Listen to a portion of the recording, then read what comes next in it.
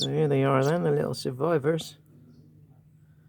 And yeah, look at them looking around, they're like, what the hell, this is not normal.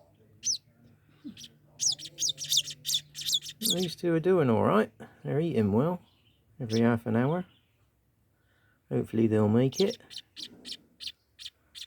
And go on to wake us up every morning with their chirping.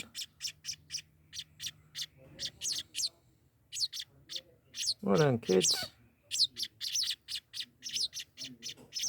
Right, you go back in there now, you have another little sleep for half an hour, and then you wake us up again when you're hungry. Oh, I'll pull it. Still want more.